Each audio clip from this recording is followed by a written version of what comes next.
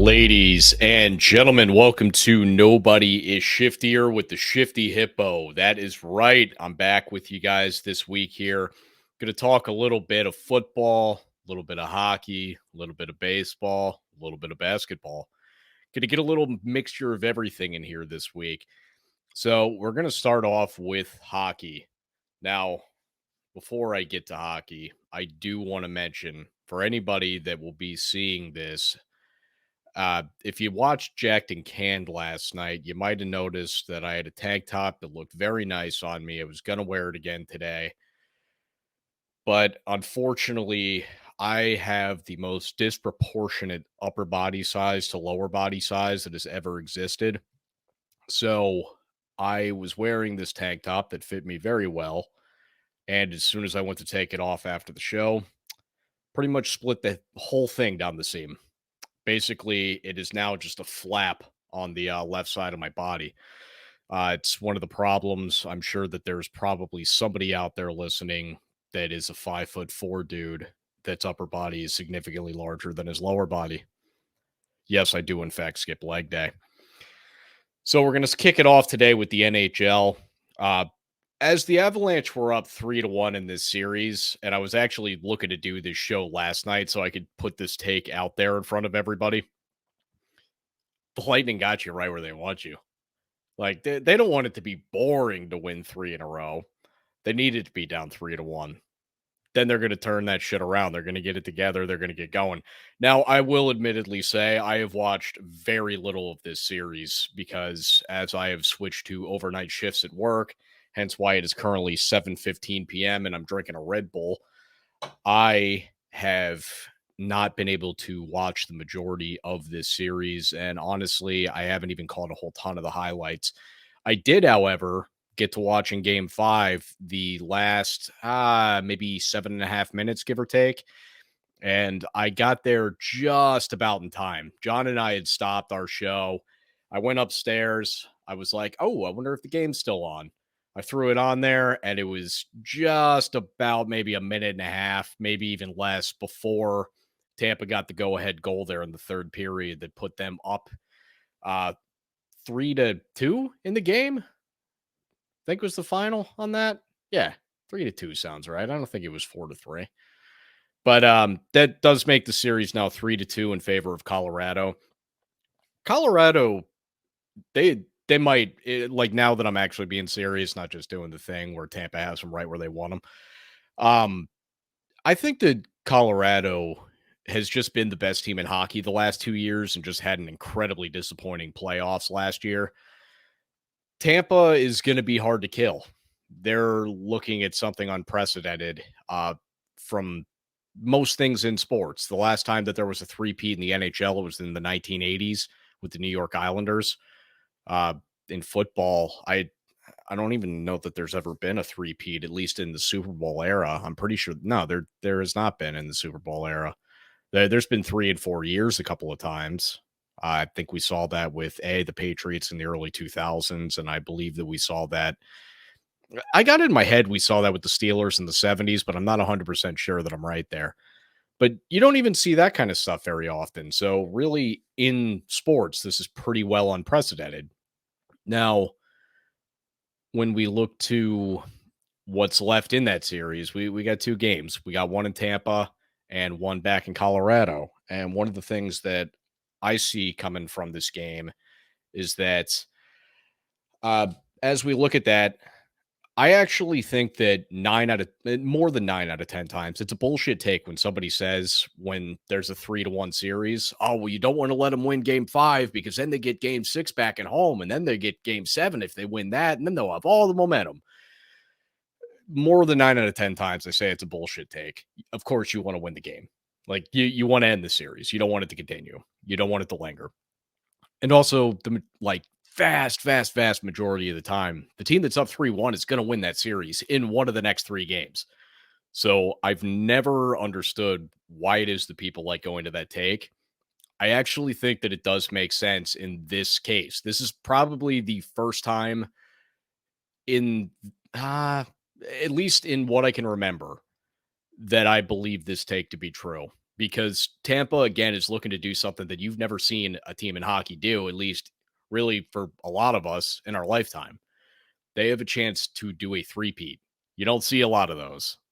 And I think for the idea of that being what's on the line, you didn't want to give Tampa game five. I sure as shit wouldn't want to see Tampa in a game six right now. Colorado's going to have to. And then I sure as shit wouldn't want to have to see Tampa in a game seven. If Tampa wins game six, they're going to have to. So I'm looking forward to what the end of this series looks like, really, regardless of the winning team. I think you can at least say that, hey, the right team won, because I think that these are right now the best two teams in hockey. And this is going to be the ultimate deciding of a champion. I think that that's really cool. However, uh, like I said, I don't have stats. I don't really have notes game by game for you. I don't have a whole lot in the way of it just because I have not myself gotten much of a chance to watch the games, which I know makes me slightly hypocritical here, but that's okay. I can live with that. We're going to move over to baseball. And guys, there is some breaking news in baseball that honestly, it's probably going to rock a lot of your worlds, but nobody gives a shit. So we're going to move over to football where people actually care. So the first thing that I want to make mention of is the Browns with Baker Mayfield. They have now decided that where originally they weren't going to pay any of his contract, and hence that's why teams like Carolina and Seattle weren't taking the bait. They're like, hell no, we're not taking on that contract. Well, now Cleveland's offering to pay half of his contract. Cleveland, just pay his damn contract. You don't want him still on your roster, right? Like you really want him gone. Take care of it. There's a problem. Take care of the problem. I don't see where this issue is in lying, where you have to sit here and well, we'll pay it. Like they're gonna try to negotiate this shit where they're gonna be trying to, well, we'll pay 68%, not 70, not 70. Just pay the damn contract, ship them out of there. You already have one problematic quarterback in your locker room. Don't keep two on there. Like, let it be the Jacoby Brissett year and go about your business. And Carolina, early congratulations for acquiring Baker Mayfield. I know that it hasn't happened yet, but it seems to be more and more inevitable.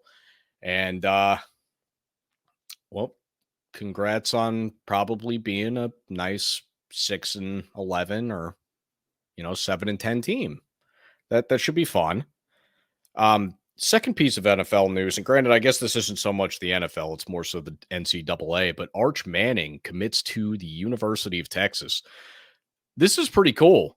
For one, I think that one thing that goes a little bit unnoticed in college football is that when it's just the SEC and then like Ohio State and Clemson that are good, there's a lot of the country that just doesn't care about college football. Reason for that being is that not everybody is an SEC fan. Not everybody is a Ohio State or a Clemson fan. I myself, I like the University of Miami. I think college football is better when the U is at least in contention. I think it's better when USC is in contention. I think it's better when Oklahoma and Texas are a part of it. And I know that Oklahoma and Texas are moving to the SEC, but that's not going to be for, I believe, like another 4 years.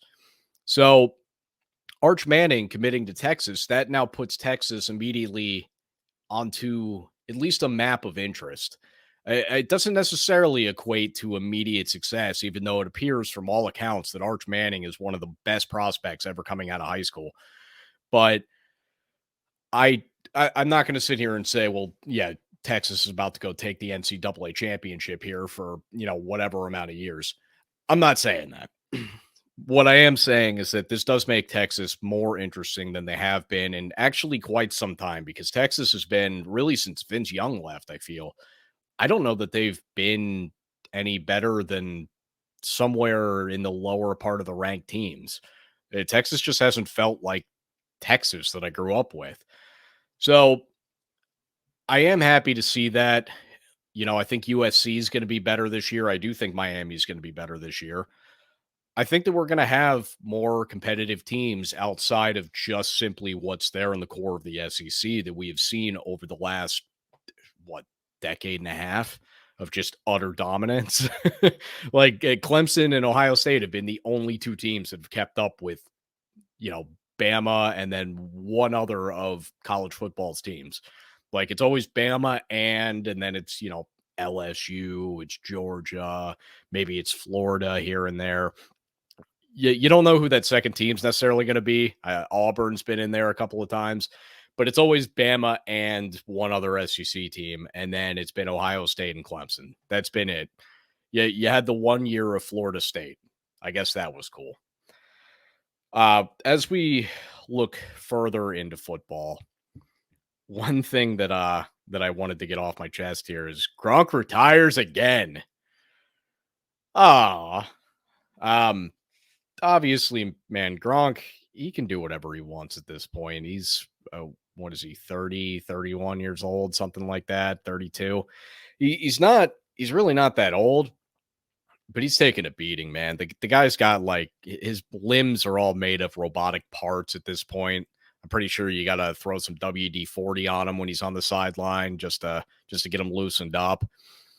He's played his career physically.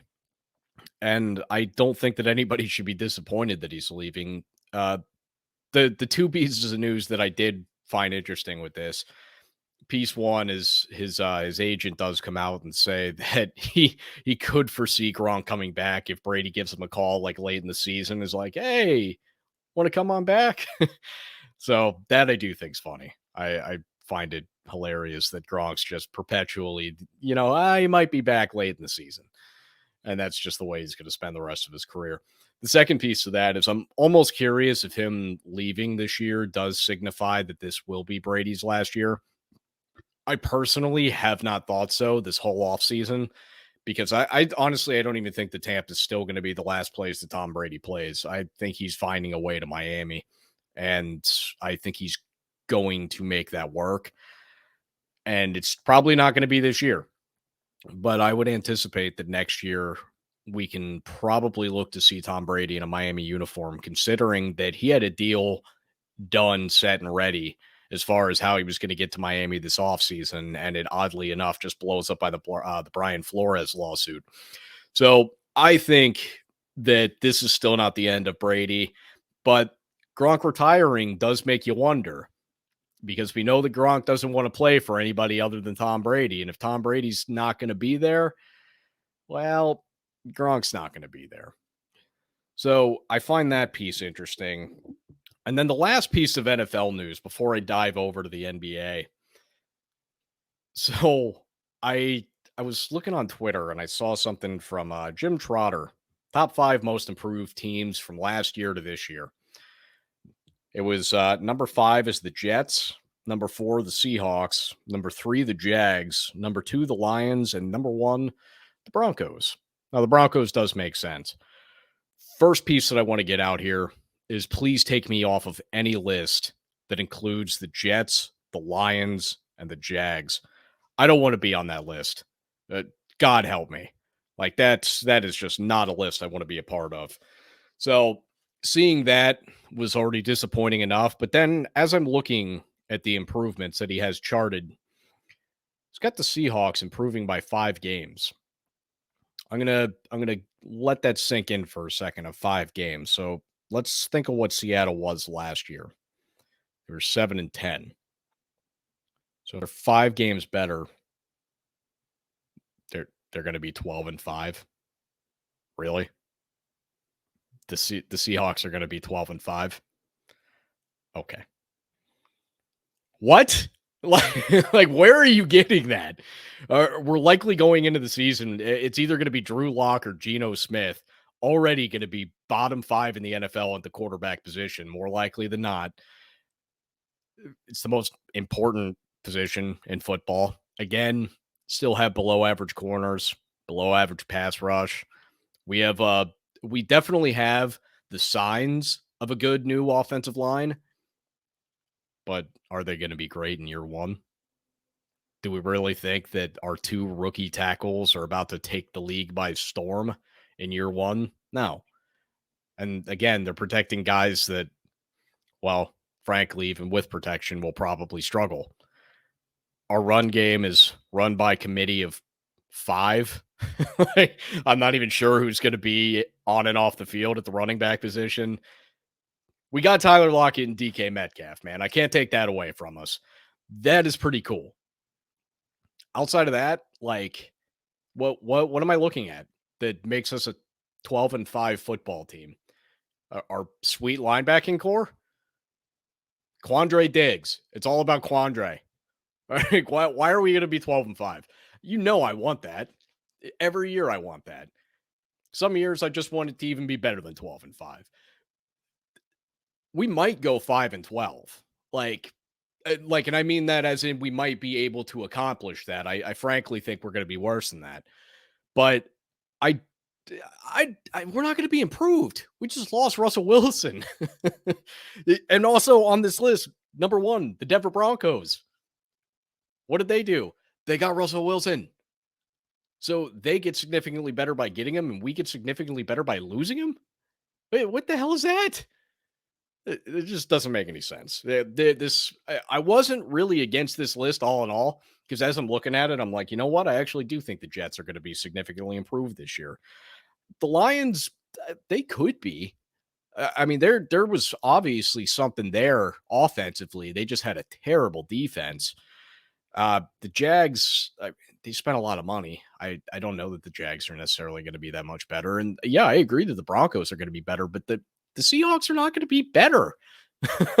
Like they maybe younger, like maybe better in 5 years, 3 years. Not this year. There's just not a shot in hell. This was this this was a mistake. This was like a printing error. Somebody's going through this editing and they're just like, wait, what? Oh, we're on a deadline. Leave it in. Leave it in. This one just got missed. So we're going to talk now about the NBA, and I'm going to begin with the end of the NBA Finals because I haven't got a chance to talk to you guys since the end of the NBA Finals. But before that, I am going to go ahead and give myself some wings.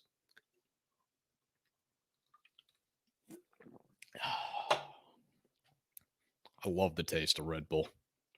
Like I'm honestly, I'm not that psyched that I've gotten back into it. I went 10 months without the stuff. And then one day I had one, pretty much been every day ever since, which at this point's been about 6 months. So the end of the NBA Finals. Whew. Boston started off this game on a 14-2 run. Game 6, NBA Finals. I know it was a long time ago at this point. It was like a whole 6 days ago. So the Celtics start up this game 14-2. Marcus Smart draws fouls from Klay Thompson and Steph Curry. 2 fouls he draws in what was 1 second of actual gameplay. He drew a foul and then drew a foul on the inbound. Like, it was impressive as hell. I thought to myself as that first quarter was going along, I'm like, okay, Boston's here to fight. They're here to push it to 7. And, a lot of people thought that this series was going to go deep, and they were still saying that even going into game 6, even though game 6 kind of already is deep into a series. The only way it can go deeper is 7. But a lot of people made it sound like they thought this was going to go 7 games. I was hoping it would because I didn't want Golden State to win. However, after game 5, I kind of thought that Boston was a little bit shot. I thought they were not done, but they didn't have a lot left in the tank. And you actually saw that pretty much pour out exactly by the end of the first quarter. The Warriors go on an 11-0 run at the end of the first quarter, which puts them up 27-22 to end the first quarter.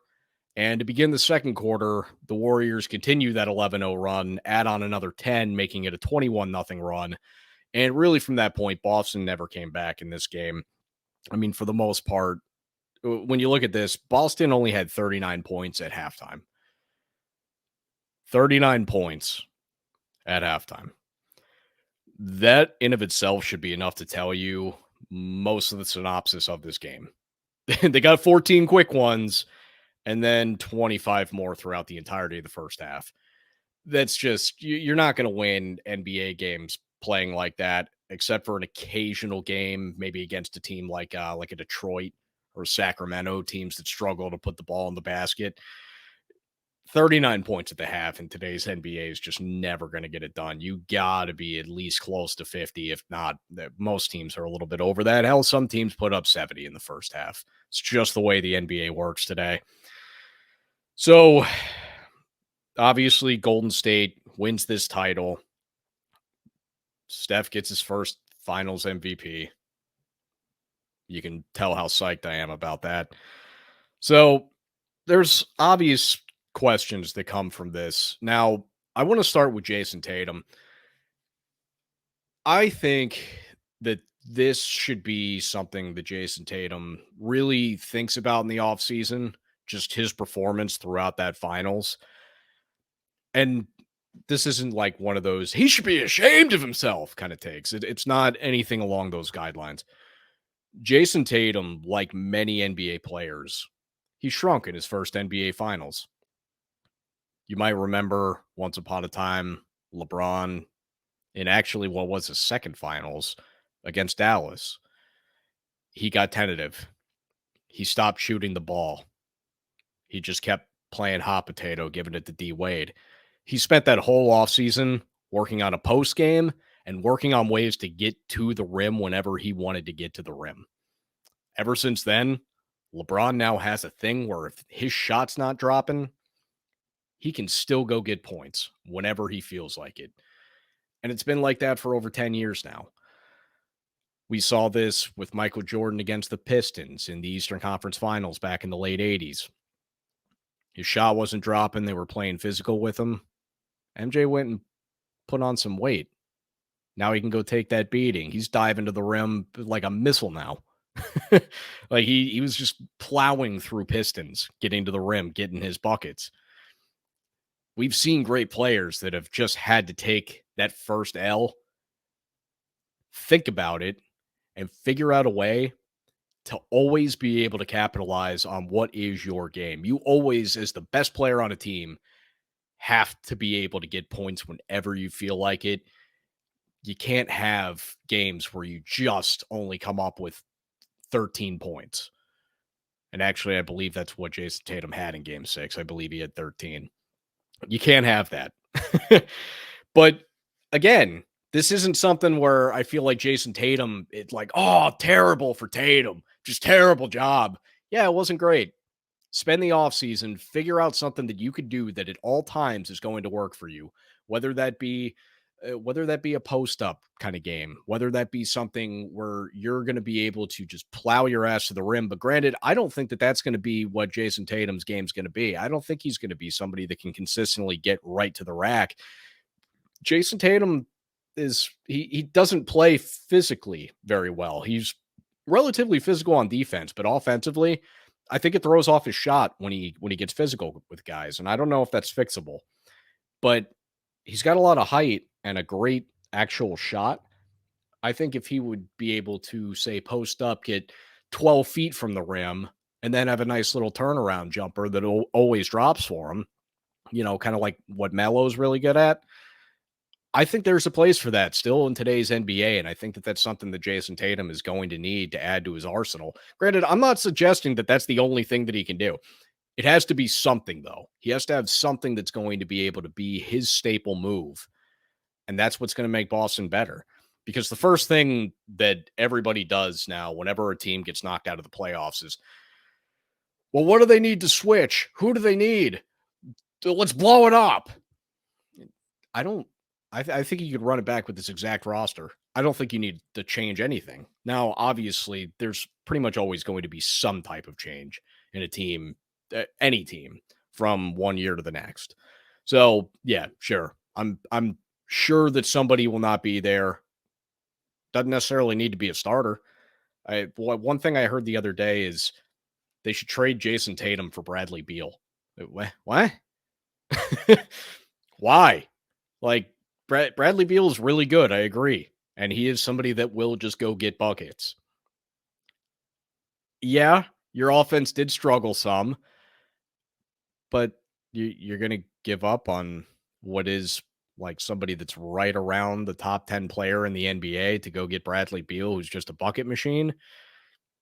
I mean, yeah, you're probably going to score a little bit more than you do with Tatum.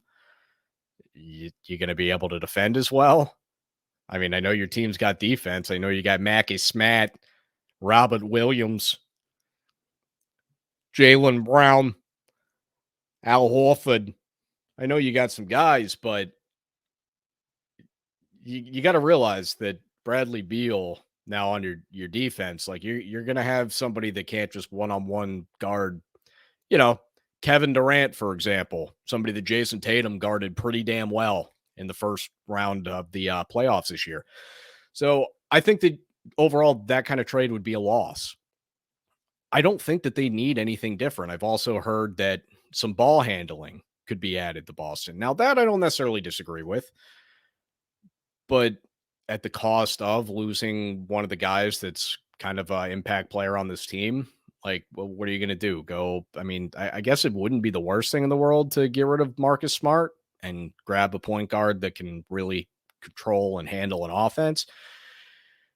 But at that point, I mean, I think Marcus Smart is somebody that's he's kind of a team leader because you don't really get a whole ton of that with Jason Tatum and Jalen Brown. They're more so incredibly talented players, more so than leaders. Marcus Smart is what I believe to be this team's leader. So I don't know that it really helps to get rid of Marcus Smart. Obviously you can get somebody that plays the game of basketball better, but I don't know that you become a better team by losing him. I mean, you can't really get mad at Al Horford or Robert Williams. They did nothing shy of give you phenomenal play throughout the playoffs. I mean, Robert Williams was blocking 3-point shots. Like, it's incredible, man. I don't know how he didn't win defensive MVP. I really don't. Robert Williams, the best defender in this league. And Al Horford, man, he's just the most solid basketball player that there has been since I'm trying to even think of the last like maybe like a lesser version of Tim Duncan. It's kind of what Al Horford is right now in his career. He's just always going to do the right thing at the right time, and he's always going to give you something. Might not be a ton of points, but it's going to be something that you needed. Not everything he does shows up on a stat sheet, but I don't think that there's any need for Boston to blow up this team. I really don't. I think it's ridiculous to even begin to think that that's a good idea. Now, what does this do for the Warriors dynasty? Well, A, means it doesn't fucking end. I mean, we're now talking about 2015, 2017, 2018, and 2021. Like, come on, man. Get out of here. I thought I didn't have to do this anymore. I thought I didn't have to live with you. Nope. Still here. And unfortunately, even though guys like Steph Curry and Klay Thompson and Draymond Green are starting to get old, well, you might remember that they've been towards the bottom of the league the last couple of years, and they have had good drafts.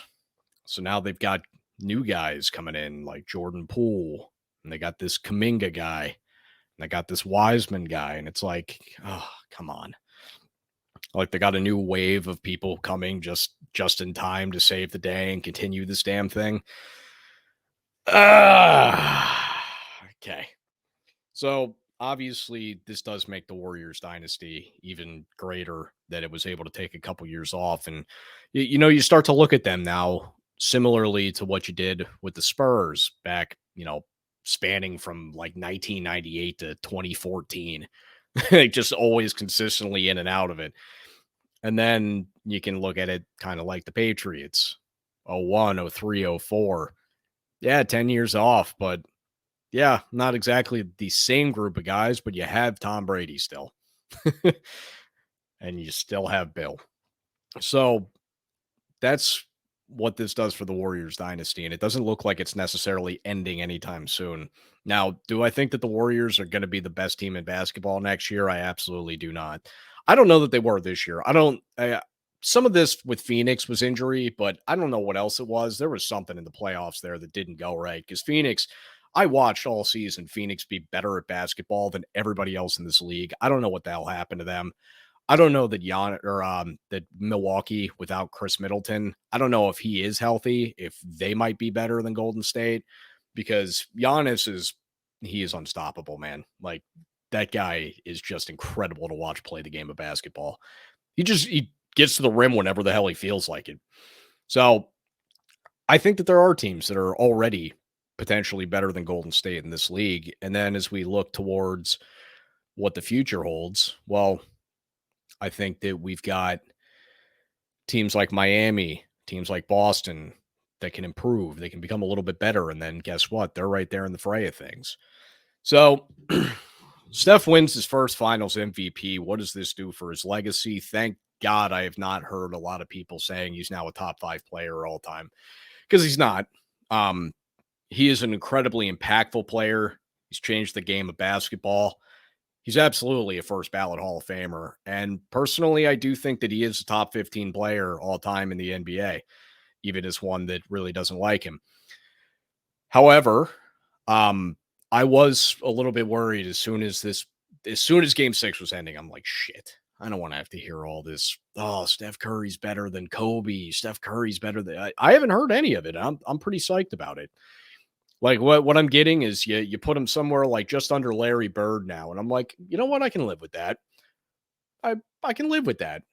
Personally, I think that still puts him somewhere at the top 10 if that's where you're putting him, but I'd have a few guys in between him and Larry Bird, but I can live with that. That's fine. The one thing that has pissed me off, of course, is now there's the talks because he's got 4 championships, as does LeBron, of who's the better player of this era, the era defining player. And I'm like, well, let's be real. LeBron, MJ is that's a conversation that people have like literally all day, every day. Somewhere out there right now, somebody is debating LeBron, MJ. They might be debating it to themselves even, but somebody is debating it. You're not doing that with Steph. Like I think it's pretty clear. Like if you want to say from 2015 on, it's a Steph era. Okay. You know what? I could give you that. I that that kind of makes sense. He's won 4 titles in that span. LeBron's won 2. Okay. You can give it to Steph from 2015 till now, the Steph Curry era. I'll live with it. Not my player.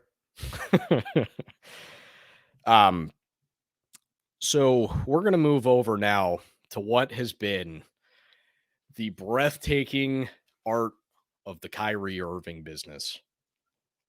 But first, we're going to give ourselves a little bit of wings, and we're going to give ourselves a little bit of the Rockies.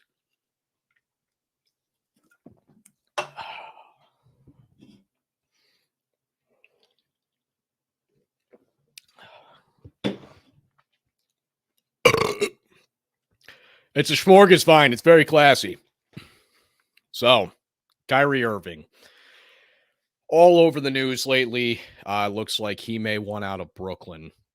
So he puts out a list, and I found this kind of funny because the first 3 things, or the first 3 teams that you heard were interested in him, was the Lakers, the Clippers, and the Knicks. Well, then Kyrie puts out a list of teams that he would be willing to go to one day after that. That does include those 3 teams, as well as Dallas, Miami, and Philadelphia. So I've got down here all 7 scenarios, and I'll just give you a little bit of a breakdown from each team, what they'd have to give up, and what the new teams would look like. First off, let's say he stays in Brooklyn. I'm just going to start there. If he stays in Brooklyn, rather, so you're running it back again. I don't think that this is the worst idea, but you have to add depth and defense on that roster. Like they gave up so many 130-point games to other teams. And I know that the year prior, they had like the historically greatest offense ever, and also the historically worst defense ever. So, yeah, obviously they can score points with KD and Kyrie, but you have to get guys that can defend other than just Bruce Brown. Like I get it. You got the one guy, but you need more. And it's obviously not coming from Blake Griffin, Andre Drummond, LaMarcus Aldridge, guys that were great like 10 years ago. It's not really happening from that part of the roster. So you're going to have to gain some new talent. However you go about that. Obviously the draft just took place. I didn't see what Brooklyn did in the draft. I honestly just didn't really care much. The draft for me, when it's not a guy like a Zion Williamson coming out, I just wait and watch them once they're in the league. I just don't have much of a place for getting behind. Oh man, you know what I really think? I think that uh Chet Holmgren's going to be a Hall of Famer. Like, yeah, maybe he is, maybe he isn't. I don't know. Let's wait till he's playing in the NBA to really make that kind of decision. Like, I've never understood people freaking out about drafts, even in the NFL, which is obviously a much more fun and significant draft. Let's wait till they're in the pros before we start crowning them anything. Okay. So the Nets would need to add a lot of other pieces, probably through free agency, maybe trading off some of their. I mean, they don't have a whole ton of assets to really trade other than Kyrie. But the thing is, and you're going to see this in some of these scenarios. So if he goes to the Knicks, let's say that the Nets trade Kyrie to the Knicks. Well, the Knicks have to give up all their young talent. Okay. So what's that now look like? That now looks like Kyrie in New York with nobody. Like maybe they hold on to Julius Randle and they literally just ship all the like young players to Brooklyn. Okay. Um, that doesn't really sound like much of a team. And let's say that even Julius Randle's included in that package, and it's just Kyrie by himself there in New York. And then at best, KD and Julius Randle. Uh, okay.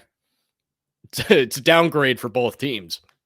Neither team gets better out of that. I mean, I guess maybe the Knicks get a hair better because now they have an actual go-to star instead of just Julius Randle, but they're going to lose all their young talent. So it's just going to be Kyrie Irving and some dudes. Now, I thought about Philadelphia.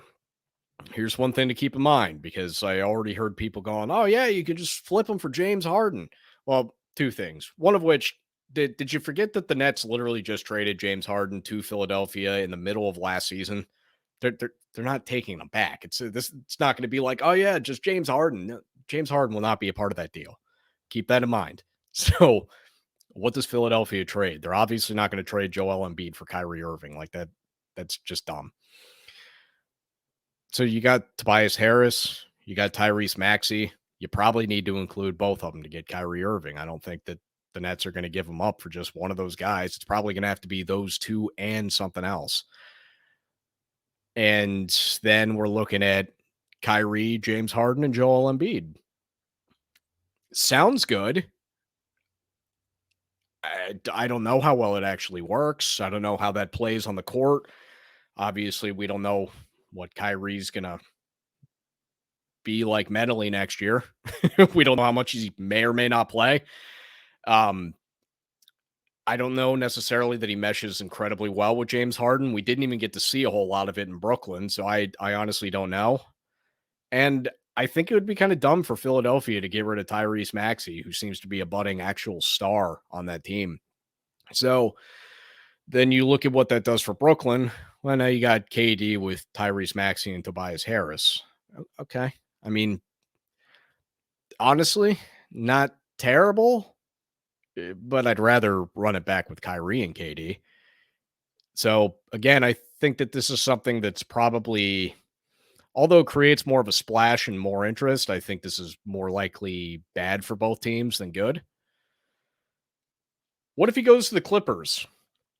Well, does this basically have to be a Paul George for Kyrie Irving trade? Because I'm not sure what else the Clippers can give up to get a Kyrie Irving. I don't think that they have enough. Like, they have good depth on that team, but I don't think that trading all of it to Brooklyn gets you Kyrie to add to Kawhi and Paul George. I think this would have to include Paul George in the trade. So then we look at Kyrie Irving and Kawhi Leonard, which, eh, might work. KD and Paul George might work. This is the first team that I came across that I said, you know what? I think that there's at least potential here. The only thing that would then bother me is that Brooklyn's going to need an actual like point guard. Now, they might be able to make it work with oh my god, I'm blanking on him right now. Patty Mills, just to start off the season and kind of see how that works, because I do think Patty Mills is a little bit underrated as far as point guard goes. But I don't know that necessarily that works better than KD Kyrie. I don't know. But that one at least brought a little bit of interest to me. Now, if Kyrie goes to Dallas, obviously Dallas is not giving up Luca. So I assume that they, like New York, would be shipping basically the roster over to Brooklyn for Kyrie. So what this does now is you have KD and a roster. Okay. That looks similar to the Knicks deal to me. But something that's interesting, Kyrie and Luca, I think that that's pretty cool. Now, granted, again, I think this is a bad deal for Brooklyn. But if Dallas can figure it out, I think that Kyrie Luca probably works. I think that that's something that pushes them more so towards the direction of not being a second round out every year. If Kyrie goes to Miami, so this likely will include, in my opinion, Tyler Hero, Bam Adebayo, and Kyle Lowry. If that were to be, if that's what Brooklyn wants to do, if Kyrie wants Miami, I think that that's what they ask for. I think because there's been a lot of talk in Miami over the last year and a half about who do we trade to get so and so, and you always say either Tyler Hero or Bam Adebayo. It's never both. I think for Kyrie Irving, I think it's got to be both. And obviously at that point, Kyle Lowry, you really don't even want on your team, so you ship him off too. So what that looks like is now Tyler Hero, Bam Adebayo, Kyle Lowry as the help of KD, which that's some legitimate help.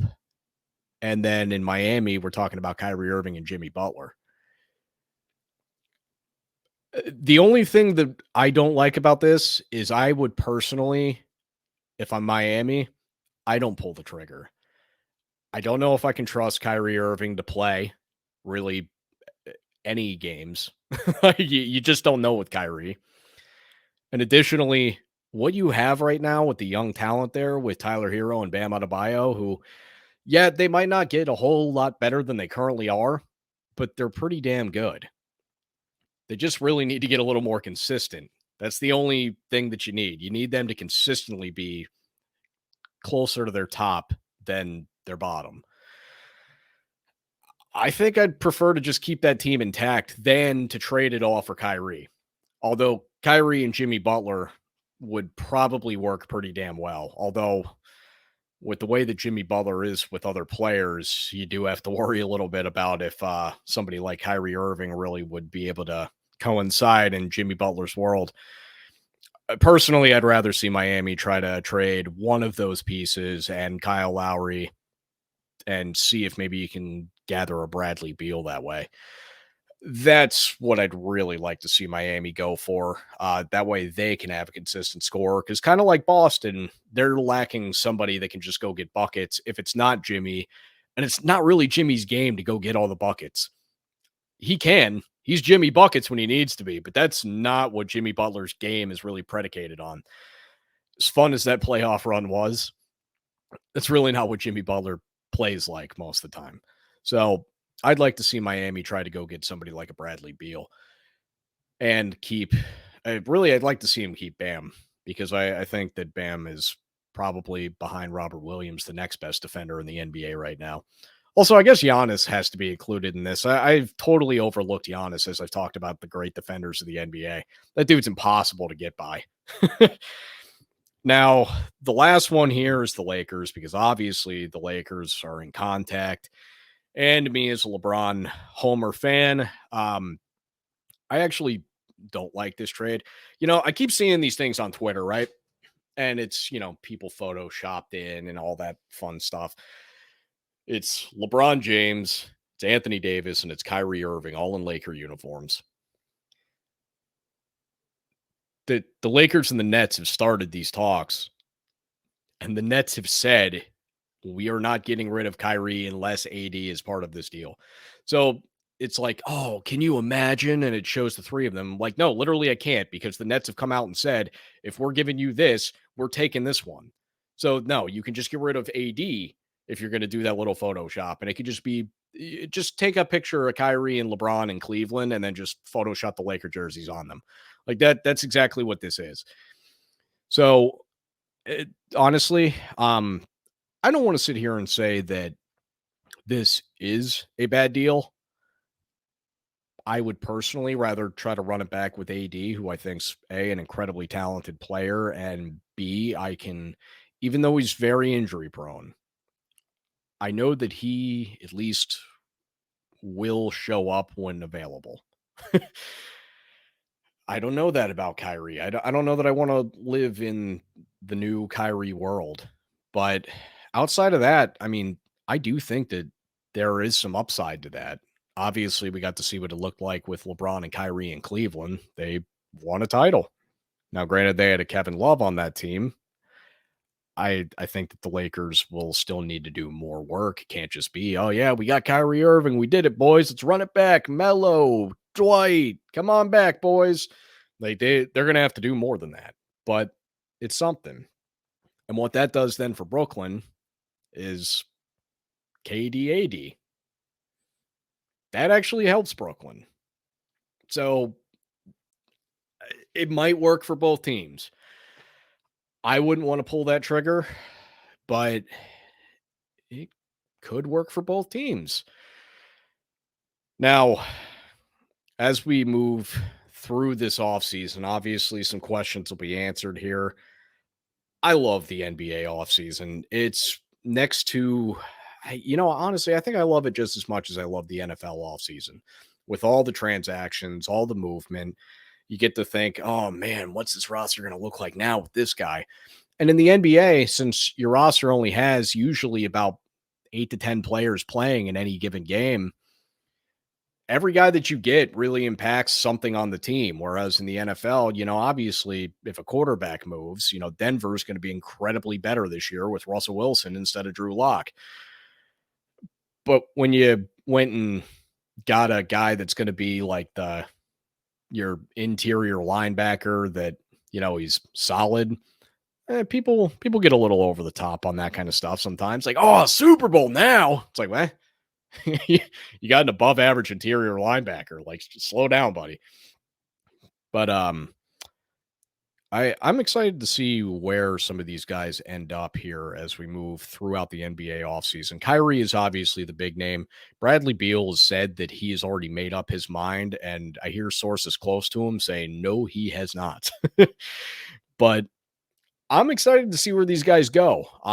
Oh, and while I'm on that subject too, to all the Laker fans out there, stop pretending that Russell Westbrook's like a free chip that you can trade for anything.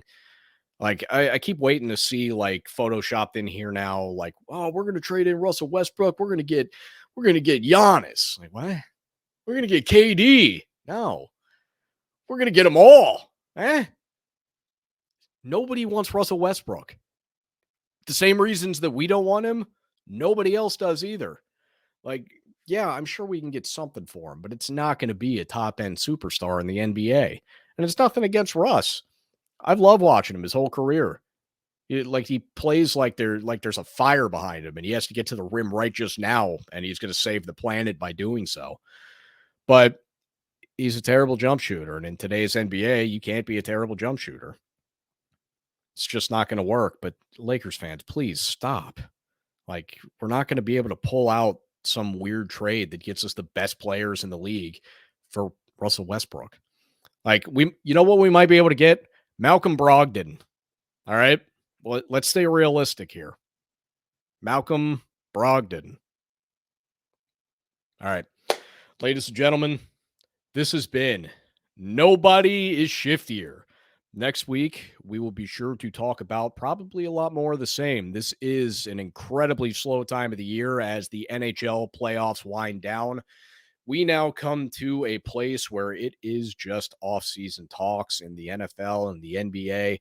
Not a whole lot of NFL moves left to be made, but the NBA, usually right around July 4th. Ooh, does it get spicy?